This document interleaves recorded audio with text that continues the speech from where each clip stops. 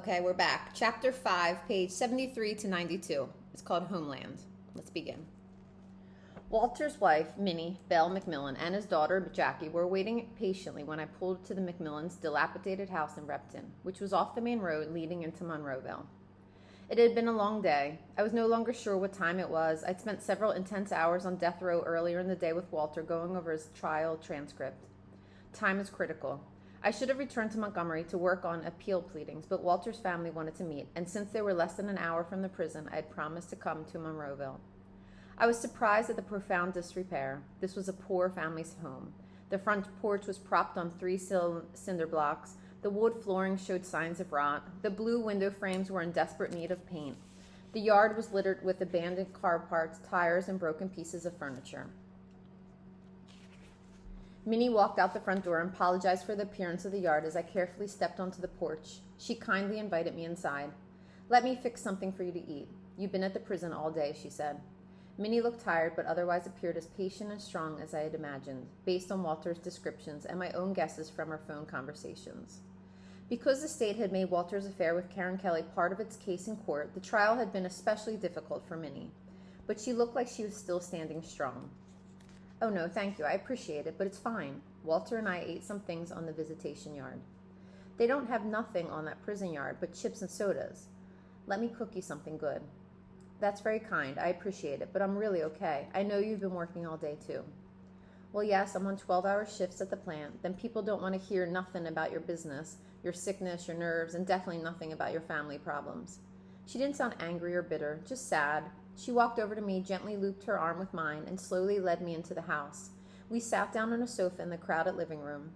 Chairs that didn't match were piled with papers and clothes. Her grandchildren's toys were scattered on the floor. "Work people tell you to be there, so you got to go. I'm trying to get her through school, and it ain't easy." She nodded to her daughter, Jackie, who looked back at her mother sympathetically. Jackie walked across the room and sat near us. Walter and Minnie had mentioned their children, Jackie, Johnny, and Boot, to me several times. Jackie's name was always followed by, "She's in college." I had begun to think of her as Jackie, "She's in college, McMillan." All the kids were in their 20s, but still very close and protective of their mother. I told them about my visit with Walter and talked about the next steps in the case. They updated me on all the rumors in town currently circulating about the case. "I believe it was that old man Miles Jackson who done it," Minnie said empathetically. "I think it's a new owner, Rick Blair," Jackie said. "Everybody knows they found a white man's skin under that girl's fingernails where she had fought whoever killed her." As we talked, it became clear how traumatizing the last 18 months since Walter's arrest had been. "The trial was the worst," Minnie said. "They just ignored what we told them about Johnny D being home. Nobody has explained to me why they did it." "Why did they do that?" She looked at me as if she honestly hoped I could provide an answer. "This trial was constructed with lies," I said. I was cautious about expressing such strong opinions to Walter's family because I hadn't investigated the case enough yet. But reading the record of his trial had outraged me, not just about the injustice done to Walter, but also about the way it had burdened the entire community. Everyone in the poor black community who had talked to me about the case had expressed hopelessness. One lie after the other, I continued. People were fed so many lies that by the time we all started telling the truth, it was just easier to believe you were the ones who were lying. It frustrates me to even read it in the trial record, so I can only imagine how you all feel. The phone rang and Jackie jumped up to answer it. She came back a few minutes later. "Eddie said that people are getting restless. They wanted to know when he's going to be there." Minnie stood up and straightened her dress. "Well, we should probably get going. They've been waiting most of the day for you." When I looked confused, Minnie smiled. "Oh, I told the rest of the family we would bring you down there, since it's so hard to find where they live if you've never been there before. His sisters, nephews, nieces, and other folks all want to meet you." I followed their directions down a long, winding dirt road full of impossible turns through a heavily wooded area. We came to a short, narrow bridge with room for only one car to pass. It looked shaky and unstable, so I slowed the car to a stop. "It's okay. It hasn't rained that much, and that's the only time when it's really a problem," Minnie said. "What kind of problem?" I didn't want to sound scared, but we were in the middle of nowhere. In the pitch black night, I couldn't tell whether it was a swamp, a creek, or a small river under the bridge. It will be all right. People drive through here every day, Jackie chimed in. It would have been too embarrassing to turn around, so I drove slowly across the bridge and was relieved when we made it to the other side. The fires began to give way to trailers, a few small homes, and finally an entire community hidden away in the woods. We pulled up a hill until we reached a trailer that was glowing in the darkness, lit by a fire burning in a barrel out front. Small children were playing outside. They dashed into the trailer when they saw our car pull up. As we got out of the car, a tall man greeted us. He hugged Minnie and Jackie before shaking my hand. They've been waiting for you, he told me. I know you probably got a lot of work to do, but we appreciate you coming to meet with us. I'm Giles, Walter's nephew. Giles led us inside. The small home was packed with more than 30 people, whose chattering fell silent when I entered. One by one, they started to smile at me. Then, to my amazement, the room broke into loud applause. I was stunned by the gesture. No one had ever applauded me just for showing up. There were older women, younger women, men Walter's age, and several men much older. Their faces were creased with worry. When the applause had died down, I began to speak. Thank you, that's very kind, I started. I'm so glad to meet you all. Mr. McMillan told me he had a large family, but I didn't expect so many of you to be here. I saw him today, and he wants me to pass along his thanks and his gratitude to all of you for sticking by him. I hope you know how much your support means. He has to wake up on death row every morning, and that's not easy. But he knows he's not alone. He talks about you all the time. Sit down, Mr. Stevenson, someone shouted. I took a seat on an empty couch that seemed to have been reserved for me, and Minnie sat down beside me. We don't have any money. We gave it all to the first lawyer, called out one of the men. I understand that, and I won't take a penny. I work for a nonprofit law office, and we provide legal assistance at no cost to the people we represent, I replied. Well, how do you pay the bills? Asked one young woman. People laughed at the question. We get donations from foundations and people who support our work. An older woman spoke up. It was Armelia Hand, Walter McMillan's older sister. We don't have much, Mr. Stevenson, but you have someone we love in your care. Anything we have, you have. These people have broken our hearts, she said. The family shared questions and comments about Walter, the town, the race, the police, the trial, and the way the whole family was now being treated by people in the community. There seemed to be a therapeutic relief in voicing their concerns to me. I began to feel encouraged that some of the information I provided maybe eased their anxiety. We started to joke some, and before I knew it, I felt embraced in a way that energized me. An older woman had given me a tall glass of sweet tea, and no matter how much or how little I drank, she minded my glass religiously the entire evening. As our conversation continued, Armelia Hand again spoke up. We were standing next to him the whole morning. We know where he was. We know what he was doing. Her voice grew louder and more distraught. The crowd in the small trailer hummed in agreement. It was a kind of wordless testimony of struggle and anguish I had heard all the time growing up in a small rural black church.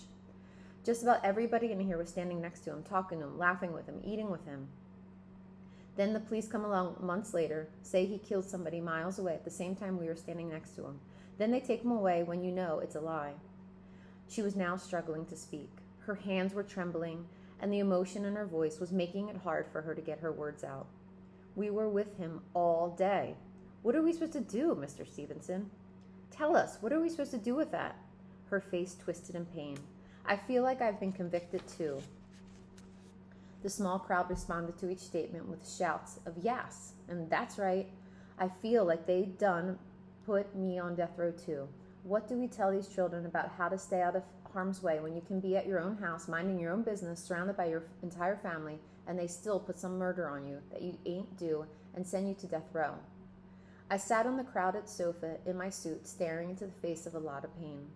I hadn't expected to have such an intense meeting when I arrived. Folks were desperate for answers and trying to reconcile themselves to a situation that made no sense. I was struggling to think of something appropriate to say when a younger woman who was Walter's niece spoke up.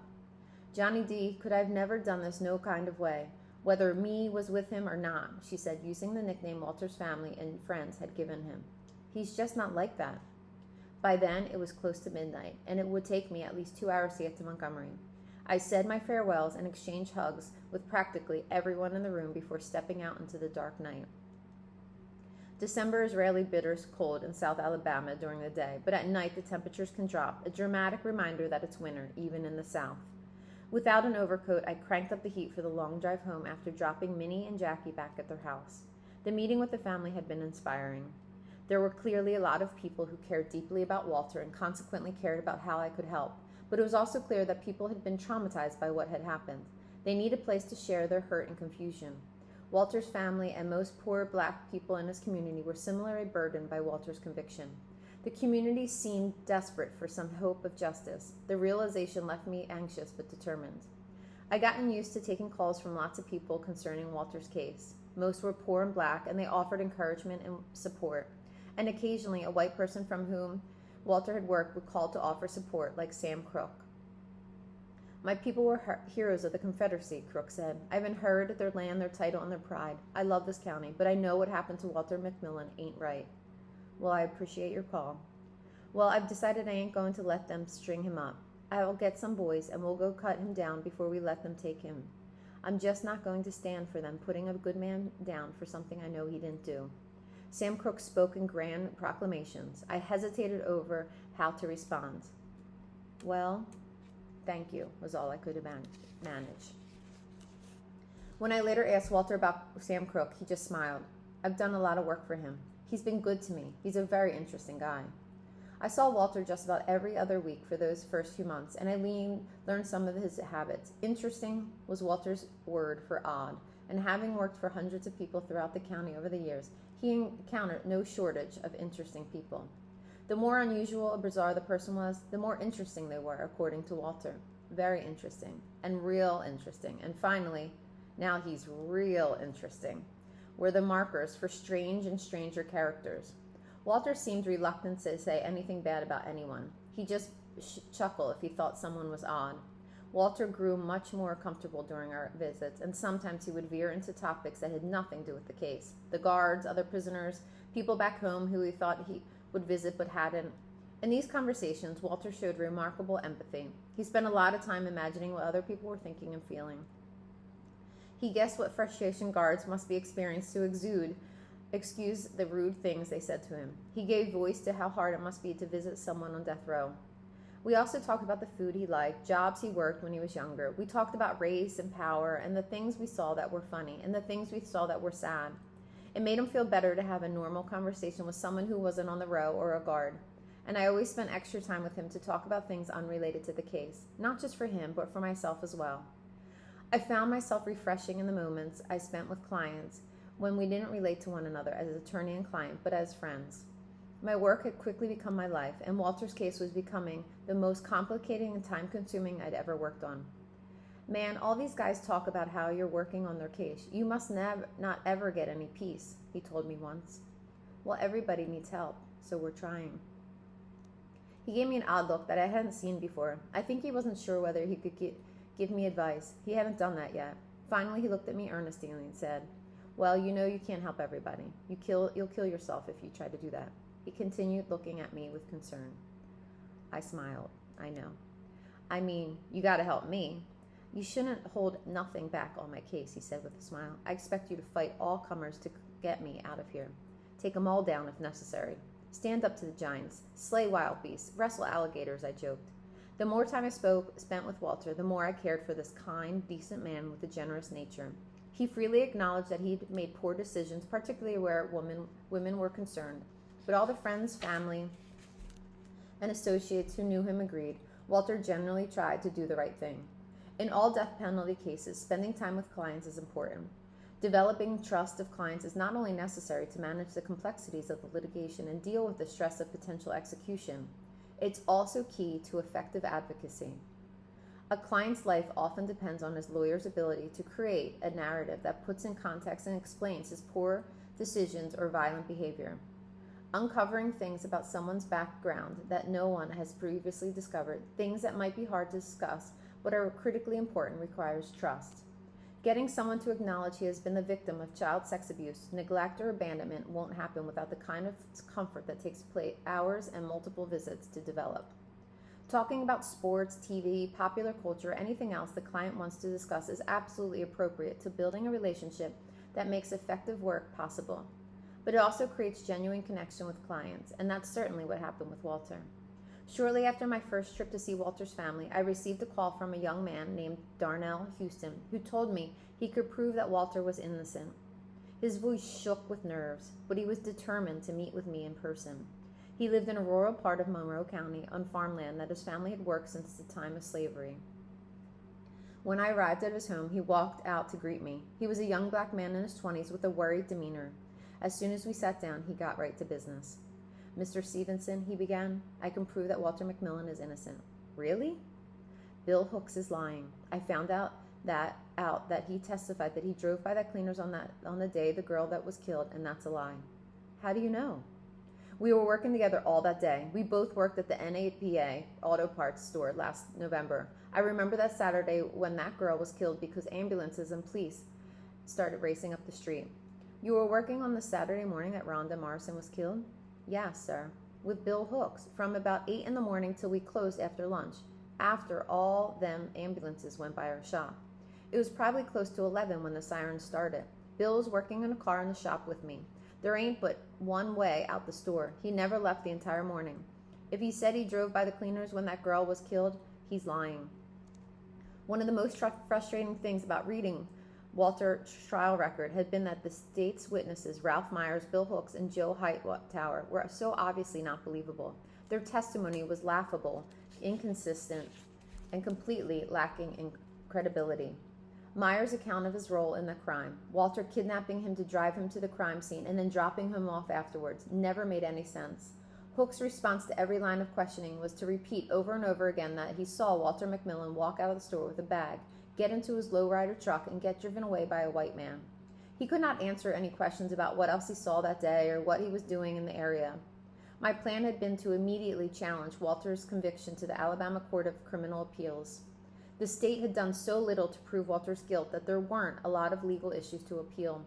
But the evidence against him was so unpersuasive that I was hopeful that the court might overturn the conviction simply because it was so unreliable. Once the case was on direct appeal, no new evidence would be considered. The timing for filing a motion for a new trial in the trial court, the last chance to introduce new facts before an appeal begins, and had already expired. Chestnut and Boynton, Walter's lawyers for the initial trial, had filed a motion before withdrawing, and Judge Key had quickly denied it. Darnell said he told Walter's former lawyers what he had told me, and they had raised it in the motion for a new trial, but no one took it seriously. In capital cases, a motion for a new trial is rarely granted. But if the defendant claims new evidence that could lead to a different outcome in the case, or that undermines the reliability of the trial, there is typically a hearing. After speaking with Darnell, I thought about refiling his assertions before the case went up on appeal. Maybe, just maybe, we could persuade local officials to retreat from the case against Walter. I made a motion to reconsider the denial of a new trial for Walter. I got an affidavit from Darnell stating that Hook's testimony was a lie. I took the risk of talking to a few local lawyers about whether the new prosecutor might acknowledge that the conviction was unreliable and support a new trial if there was compelling new evidence. I was still sorting out how to proceed when Darnell called me at my office. "Mr. Stevenson, you have to help. They arrested me this morning and took me to jail. I just got out on bond." "What?" I asked them what I had done. He sounded terrified. "They just came and arrested me and told me I had been indicted for perjury." "Perjury? Based on what you told Mr. McMillan's lawyers a year ago?" I hung up with Darnell, shocked and furious. Indicting someone for perjury or lying under oath without an investigation or evidence was unheard of. Police and prosecutors had found out that Darnell was talking to us, and they decided to punish him for it. Indicting Darnell was a worrisome signal that the prosecutors were willing to threaten and intimidate people who contradicted them. I called Top Chapman, Monroe County's new district attorney, to set up a meeting to discuss why authorities had arrested Darnell for speaking up.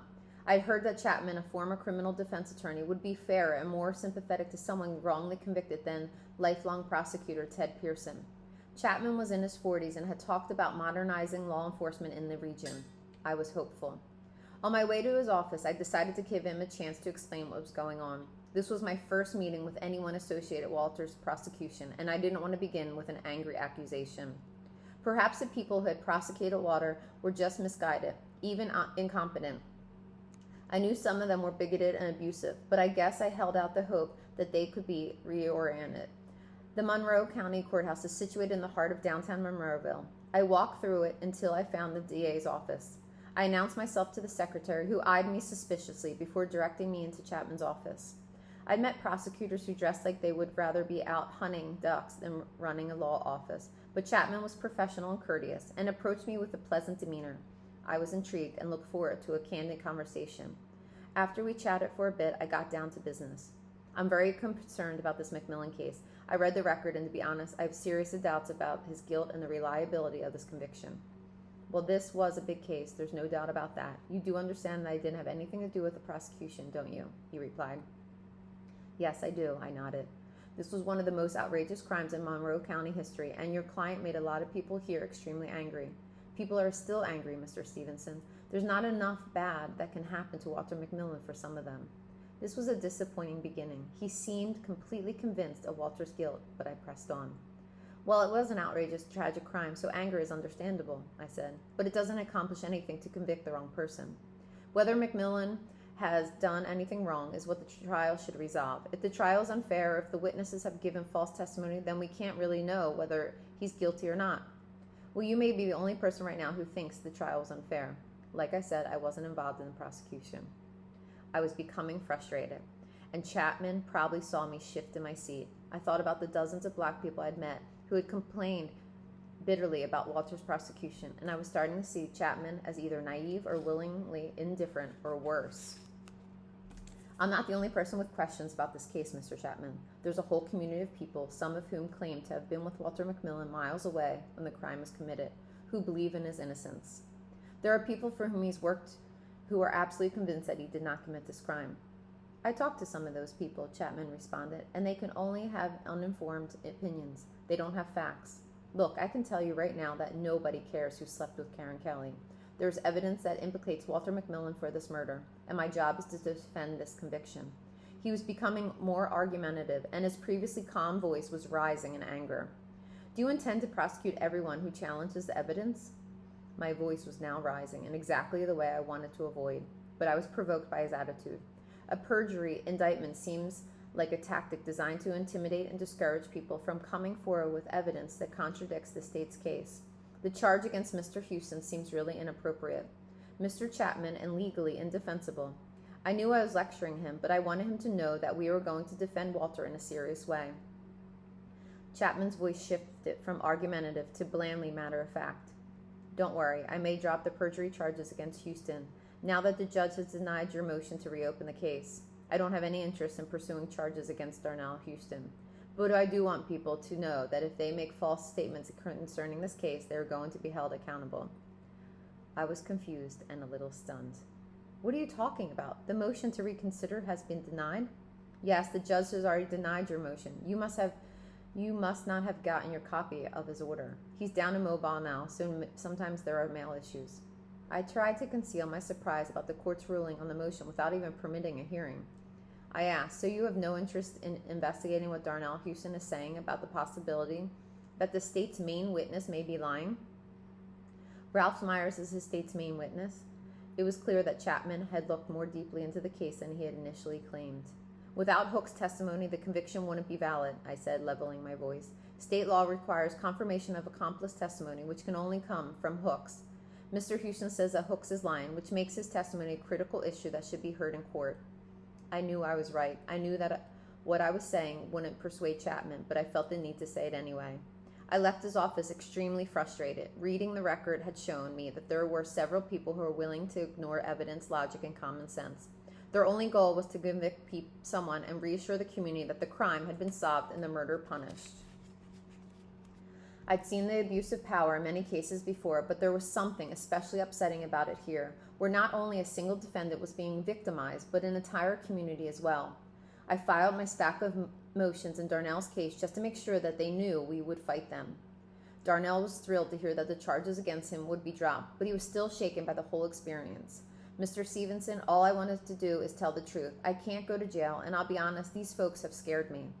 I understand, I said. But what they did is illegal, and I want you to know you have done nothing wrong. They're the ones who have acted very, very inappropriately. They're trying to intimidate you. I remind him that I was now his lawyer and that he could refer anyone who gave him trouble to me. He looked a little relieved, but was still pretty rattled when I left. I got in my car with the sinking realization that if everyone who tried to help us on this case was going to be threatened, it would be very difficult to prove Walter's innocence. Arresting someone for coming forward with credible evidence that challenged the reliability of a capital murder conviction? The more I thought about it, the more disoriented and provoked I became. It was also sobering. If they arrested people who said things that were inconvenient, how would they react if I challenged them even harder? That ends on page 92.